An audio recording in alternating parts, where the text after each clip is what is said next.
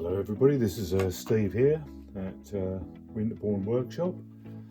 Well, today, not quite on the lathe yet, but will be soon. I've got a piece of oak burr.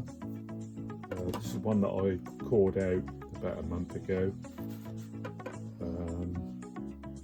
14¼ inches across.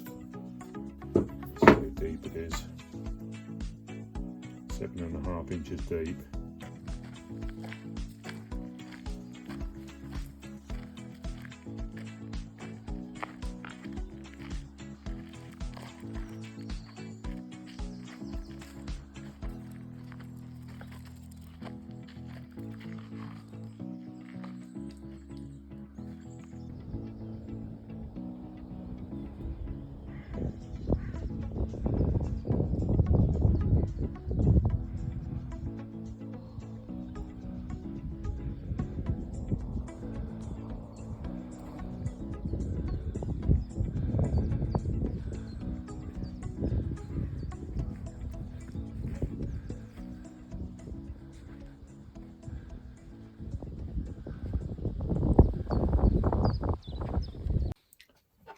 Right, so I've got the bowl mounted on those the M120 shark jaws. Really handy jaws, because if you're working on a deep bowl, you've obviously got the depth of the jaw, so you can get it in there onto the tenon and still be able to tighten up inside. But also for a deep bowl, they keep it away from the housing on the motor. So yeah, really handy. Right. I'll have this run at about 600, just slightly out of balance. There's a bit of a wobble on it, so it's moved a little bit. But the good thing about a burr like this is the grain is all over the place, so it's not liable to move too much. Lots of little bark inclusions in it, which I quite like. They give it a bit of character. Before I tucked it away to dry out, I did get a load of super glue into those, and that seems to have hardened them up quite a bit. So we'll spin it up and see what we can get from it.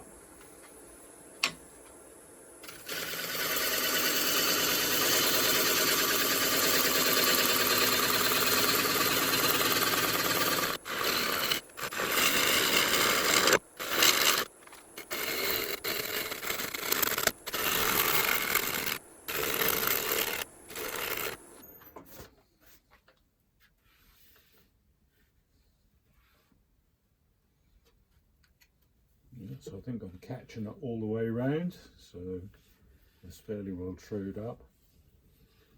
Probably go to a smaller gauge in a minute just to get a decent finish on it. Well, it's not too bad off this. He's bouncing about a bit. But first of all, I'm going to get a smock on because this is a bit dusty. I hate having dust up your arms.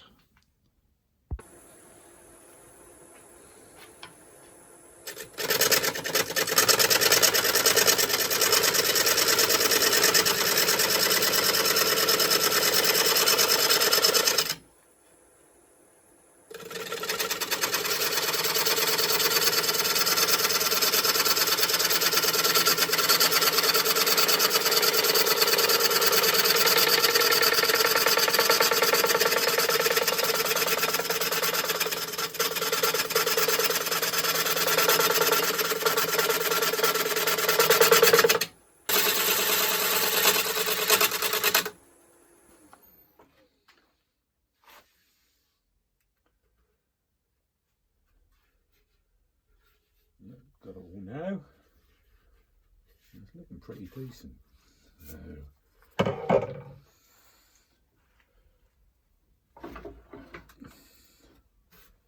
Rather than go for a gouge, I might try a scraper on that. Just see how that copes with it. If I get any tear out, then I'll go back to a gouge again. Just adjust the tool rest to get it above centre.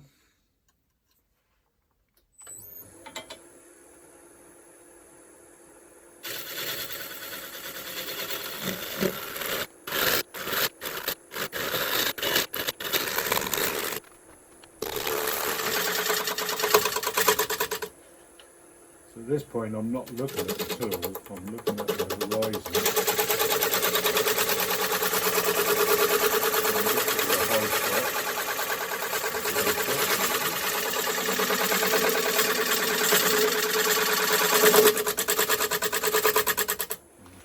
Taper the bowl in slightly towards the rim.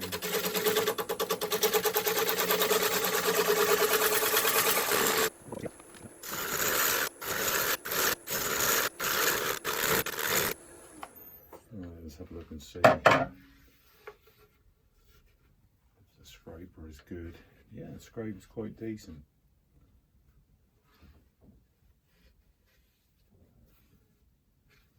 Very little tear out actually. So I've kind of got a mixture on here. I've got the inclusions, which I said before are quite nice. I've got the little bits of burr dotted about, but over the top here, this obviously came from more from the inside of the tree. There's no burr at all, quite white wood. So it's quite nice. I do like the mixtures. Right, all set up for sanding. Starting off at 120.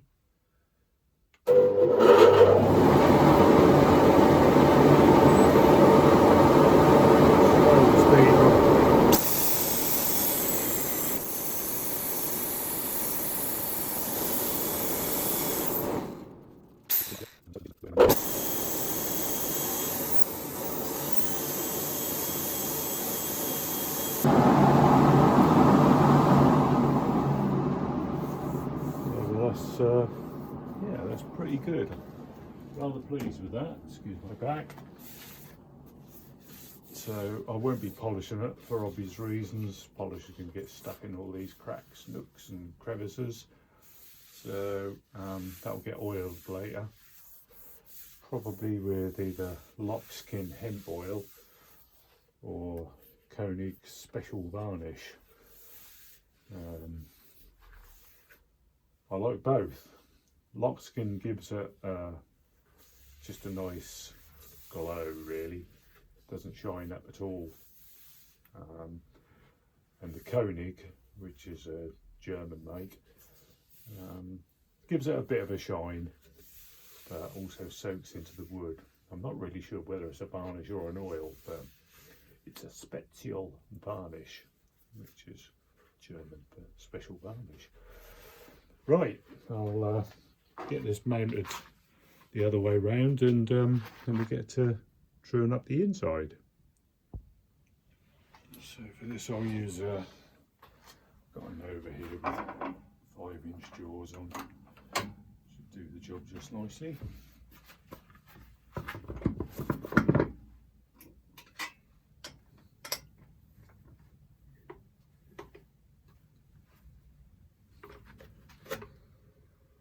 Yeah, it's going to be fairly true.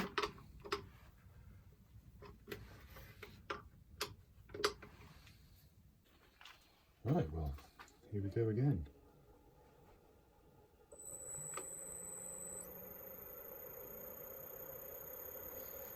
As you can probably see, there's a bit of wobble on the inside. The outside's fine. Up to 650.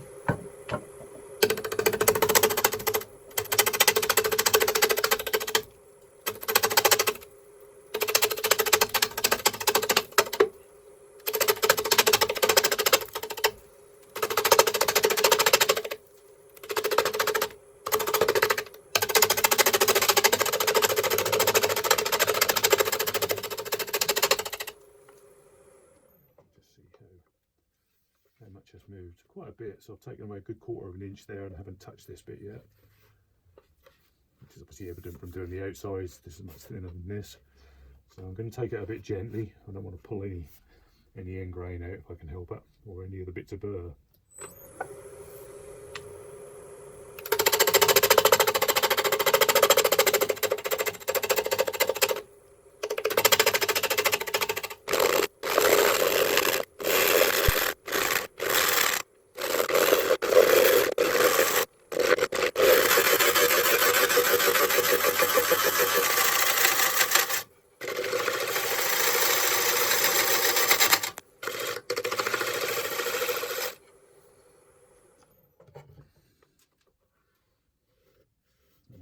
of a stretching from the tool wrist a bit, but I'm not sure I can get it any closer. I've got one of those curved tool wrists. I don't like using it too much, it seems to get in the way of itself, but let's give it a go. Alright, let's give this a try and see how it works. Trouble is, the end of the tool wrist is such a long way from the stem of the banjo. You're going to get vibration from that.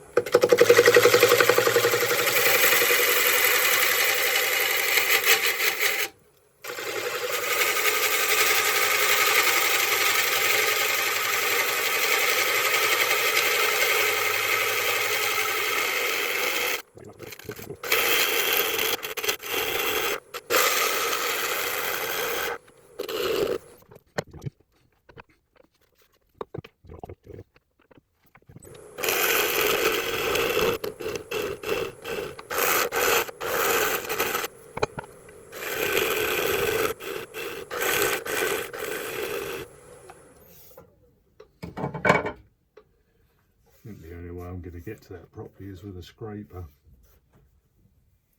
There's just a little bit of a hump there. The rest of it is quite even. And to be honest, there's not too many tool marks.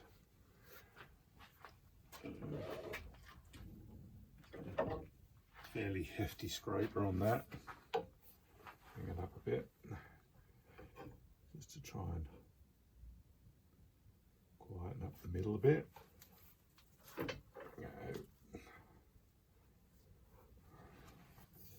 That presents itself a little bit too high. That should do nicely.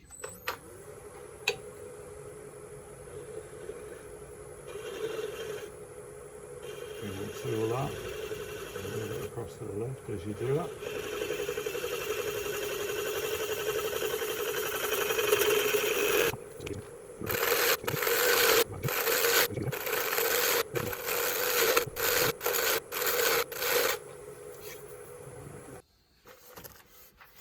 Right, we'll set up the sanding. Same procedure. Off we go.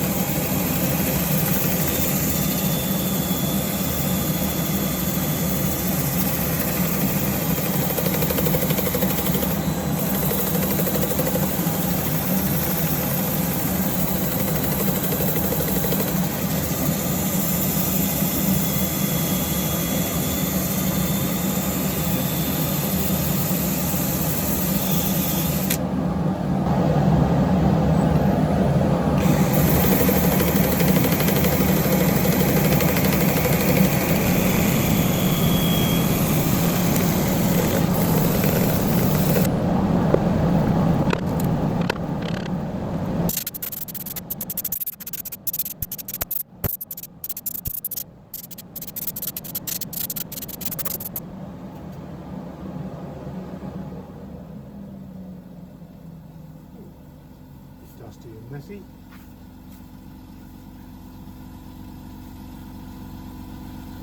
I think we're there.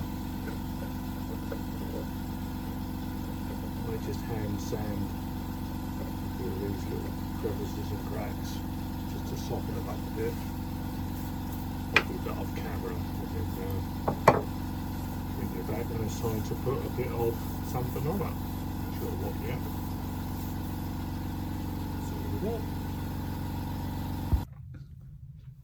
Right, well, I mentioned previously that we're going to get some oil on it. Of course, I've forgotten to take off the tenon, so I've coupled together this back plate, put the original Nova Chat back on and got an MT2 bit in there. So the next thing I need to do is just secure it a bit better. Let's just use some bits of wood just to hold it on there, hold it in place.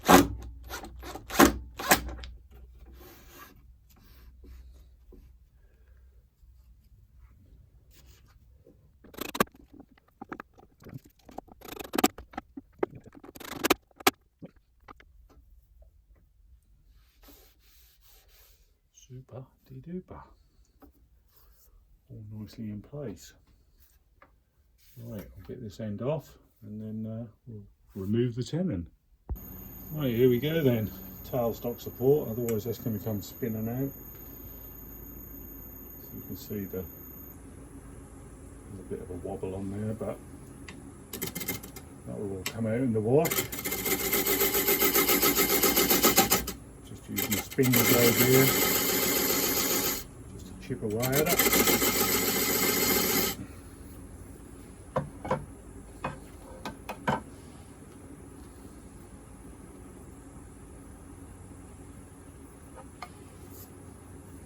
Oh, you may have heard some of the commentary I've just given you, but I didn't actually have my headphones on.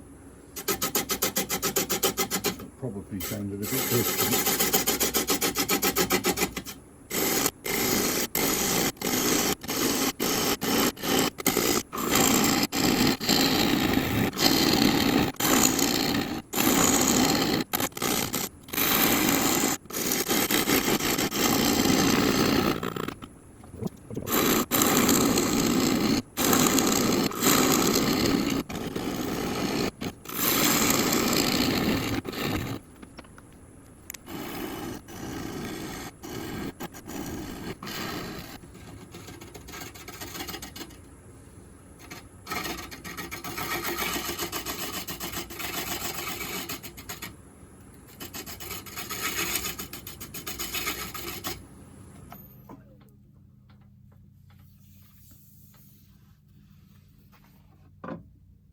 Just make sure I've undercut that a bit. I won't try and sand this on the lathe. I shall take it off and get a sander across it. And I can go a little bit further into that spindle that's left. And there's less chance of the grain tearing out when I try and chisel the knob off.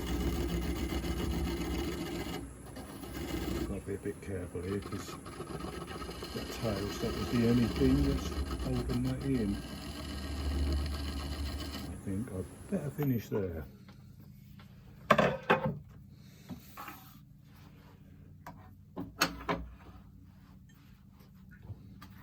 As you'll see, because this will probably fall off if I don't hold on to it.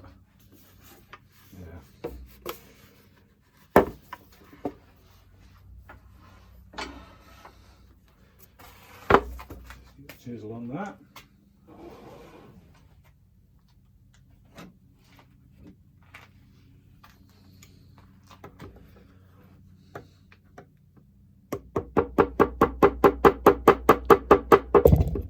Whoops, tap the camera there, tack it from both sides. We don't try and take too much at once. Lovely.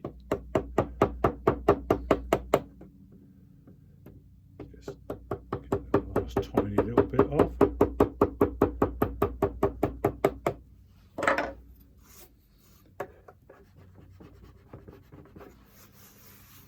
Super duper. Right. I'll just whiz a sander over that off air and then we'll take it outside in the sunshine and get some nice wheel or something on there. Okay, so here we are out in the sun. And I've settled on the old, where is that? Get the camera, lockskin hemp oil. Really nice stuff. No nasty bits in it. And just wax under the middle. Brush that up to the outside. That should really soak in. In fact, I'll use the brush in a minute. Get it on with the cloth. Need the brush to get it into all the cracks.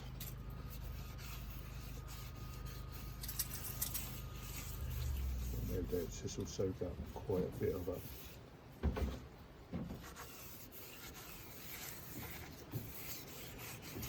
Really does bring out all the different patterns in it, which is absolutely gorgeous. Some of it will dry out really quickly. Some more porous bits of wood. It's so simple to use. Stick it on. Leave it a little while. Usually leave it out in the sun. And wipe off any excess so it doesn't leave a sticky residue. I suspect this will probably soak it all up. Dark inclusion, put the brush right in there.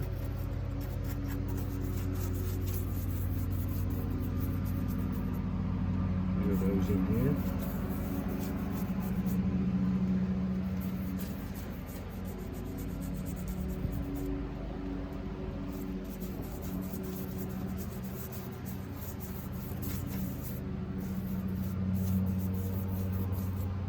Like many of you, I suspect, on my first burr I used wax on it, and that was really nice when the wax dried out, and then it was microcrystalline, and you're left with little white flecks where it had gone off inside the cracks.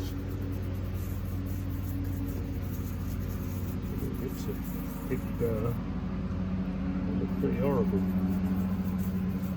Easy enough to get out. I just got the air gun on it, blasted it out. And I've learned my lesson. So this little bit here is just soaking it up. A bit more into that, so I turn it over.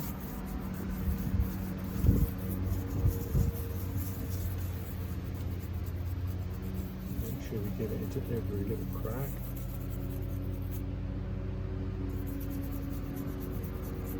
I don't mind if I leave a puddle of this inside the crack, because it generally does soak it up.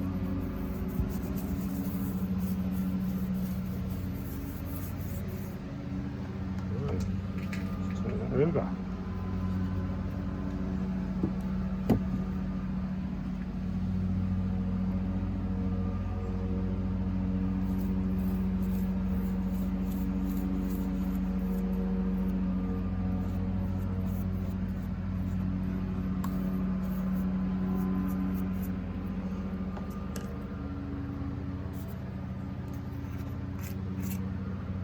Today is a glorious day. The last 4 days been really muggy, humid, sticky.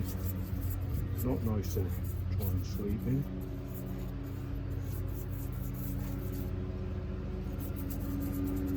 Today we've got a nice breeze coming up from the southeast. The dogs were walk this morning. It was absolutely gorgeous. Lucky enough to have some heat around, which is common land, with no restrictions to walking, except I think every now and again they bring in some ponies. I think they're Polish ponies of some description, and they use them to gnaw down some of the vegetation that gets uncontrollable and start taking over. Then you can still walk up, but you have to keep dogs on the lead. I've got cockapoos, so they've got the spaniel in them that likes to roam. I'm really pleased with the outcome here.